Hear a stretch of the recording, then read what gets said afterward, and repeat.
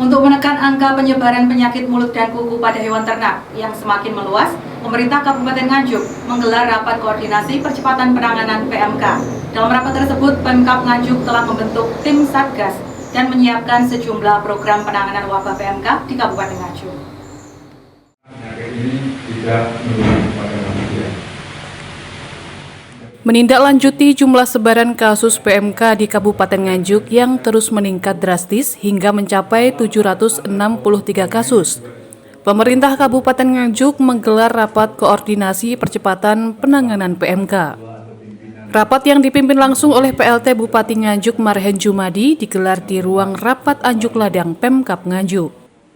Dalam rapat tersebut, Pemkab Nganjuk telah membentuk tim Satgas penanganan PMK dan menyiapkan sejumlah program penanganan wabah PMK di Kabupaten Nganjuk. Satgas ini akan melibatkan tim dari Dinas Pertanian, dokter hewan, dan penyuluh lapangan. Tak hanya itu, dalam penanganan wabah ini juga melibatkan unsur TNI, Polri, dan Kejari Nganjuk. Dari data Dinas Pertanian Kabupaten Nganjuk per 30 Mei 2022, jumlah sebaran kasus PMK mencapai 763 kasus. Dengan rincian 628 ekor sapi terjangkit PMK, 133 ekor diantaranya sembuh dan 2 ekor diantaranya mati. Jumlah kasus tersebut terus mengalami peningkatan dalam seminggu terakhir. PLT Bupati Nganjuk Marhen Jumadi menjelaskan wabah PMK merupakan bencana non-alam yang menjadi perhatian khusus Pemkab Nganjuk. Untuk itu, pihaknya bersama jajaran Forkopimda Kabupaten Nganjuk berkolaborasi menyiapkan sejumlah langkah strategis dan pembentukan tim Satgas PMK dalam mengendalikan penyebaran PMK di Nganjuk. Pihaknya menargetkan dalam 2 minggu ke depan jumlah kasus PMK Kabupaten Nganjuk semakin berkurang. Untuk penanganan lebih cepat dan masif PMK, ini sudah 1 minggu kita evaluasi. Alhamdulillah sampai dengan hari ini total yang kena kurang lebih 763 ekor ya totalnya.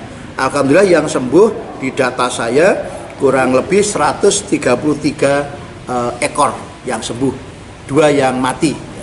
Sehingga sekarang total yang masih sakit kurang lebih 628 ekor. Maka dari 628 kita bagi habis koordinator dokter hewan, ada 7 dokter hewan kita turunkan, termasuk juga pelibatan dari Puswan ya, Puskes, Pusat Kesehatan Masyarakat, tapi itu khusus untuk hewan. Puskeswan ya, ini kita libatkan, termasuk tenaga medis hewan, termasuk dokter hewan yang praktek di tempatnya masing-masing, kita libatkan semuanya. Gotong royong ini.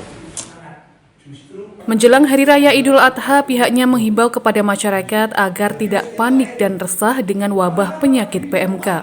Sebab wabah PMK dapat disembuhkan dan tidak menular ke manusia. Namun jika ada hewan ternak yang sakit, masyarakat diminta untuk langsung melapor ke dinas terkait atau segera menghubungi dokter hewan setempat. Dari Nganjuk, Sofyan Hanafi melaporkan. Disampaikan oleh Pak Nganjuk, Pak Nganjuk berkenan untuk memberikan pengarahan